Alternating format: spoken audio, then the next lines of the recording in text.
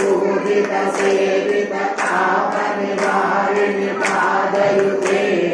जय जय हे मधुसूदन कामिनि गजलक्ष्मी रूपेण पालय मां